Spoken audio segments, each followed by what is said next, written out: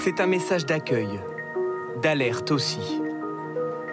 Les bourrasques, le froid et ce soleil qui éclaire l'entrée de la vallée uniquement. S'immiscer dans Fressinière en hiver, c'est affronter une nature glaciale, mais grandiose. Endormie, mais exigeante.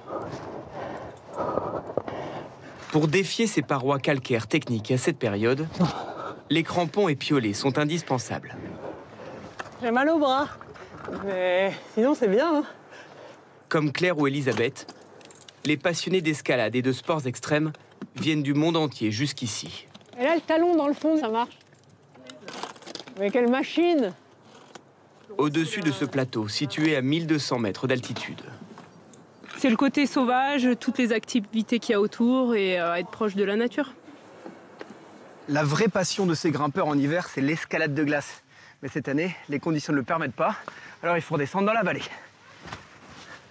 Et rejoindre en quelques pas le centre du village de Fressinière. Ces amoureux de la glace peuvent ici la briser. C'est l'une des rares cascades artificielles en Europe. Se retrouver là, c'est un peu surprenant, mais on se prend vite au jeu. C'est une structure qui bouge tous les jours. Demain, si je reviens, elle aura changé. Les formes seront différentes et on ne le voit que dans cette activité. Le réchauffement climatique oblige ces glaciéristes, ces spécialistes de la haute montagne, à s'entraîner sur des tours givrées. Il fait moins de degrés ce jour-là. Malgré les conditions qui sont, on va dire, assez chaudes, on voit qu'il y a quand même beaucoup de glace. On préfère quand il fait moins 10 constamment. En fait, la glace n'aime pas les températures en yo-yo, ça monte, ça descend, ça monte, ça descend. Habituellement au cœur de l'hiver, des cascades naturelles gelées recouvrent toute cette face de la montagne. Il nous manque 10 degrés de froid depuis un mois. Les cascades ne se sont pas formées. Et même si la neige nous semble abondante, pour cet historien et enfant de la vallée, le compte n'y est pas. Normalement, on devrait être à cette hauteur. Oui. Le double. Ah oui, oui. On devrait... Quand vous étiez petit, finalement, vous étiez toujours en dessous de la neige. Absolument. Surtout ici, au Violin, là où le soleil ne passe plus en dessous des cimes pendant 2 mois de l'année. C'est un endroit où on a perdu son ombre.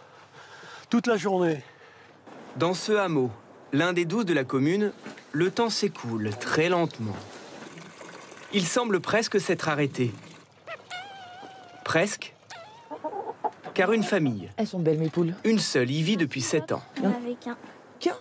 Oh bah c'est étonnant. Ah bah peut-être papa il les a pris. L'agence immobilière, elle a fait une visite, c'était nous. Il trouvait qu'on était trop emballés, alors même le propriétaire nous a appelés. Vous voulez vivre à l'année, mais vous savez, on aurait dit qu'il voulait pas vendre. Je pense que c'est accessible à tous, en fait, tant qu'on aime voilà, la nature et qu'on n'a pas peur. Pas peur de vivre à plus de 30 minutes des premiers secours. Pas peur de retaper entièrement cette ancienne grange. Ah merci mon cœur. Pas peur d'être un peu moins connecté. J'aime la nature, on est près de la nature, il y a des belles balades. On est une famille comme les autres. C'est pas notre village qui va changer ce qu'on aime et notre façon de vivre. Marley pratique le judo, mais aussi le snowboard. La voiture est indispensable pour eux, pour aller à l'école, pour travailler. Sarah tient un camion-restaurant. Son conjoint est menuisier, et puis rouler permet de revoir le soleil. Cette vie, c'est le quotidien de 208 Fressinérois. En 50 ans, le nombre d'habitants n'a quasiment pas changé. La population s'est juste rapprochée de l'entrée de la vallée, là où cette monitrice de ski et agricultrice cultive une dizaine de plantes locales. Donc là, vous cherchez quoi? L'hysope, donc la fameuse plante endémique connue par toutes les grands-mères d'aujourd'hui parce qu'on s'en sert essentiellement pour soigner la toux. Alors, voilà, on l'a trouvée. Elle fleurit traditionnellement mi-août, mais avec le fameux changement de température, maintenant c'est plutôt septembre-octobre. Isabelle Sabater transforme l'hysope en liqueur dans ses cuves. La plante macère pendant 5 semaines dans l'alcool. Là, ça a été cueilli donc cet automne. On est encore à 96 degrés. Elle y ajoutera ensuite de l'eau et du sucre pour produire cette liqueur très florale, à 36 degrés. Ça reste longtemps en bouche, hein?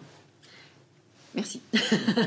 En fait, c'est ce que je recherche. On savoure. En fait, c'est pas juste boire, c'est vraiment savourer.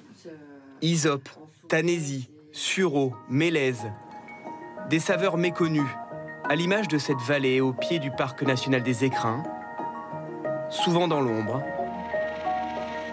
et pourtant si étincelante.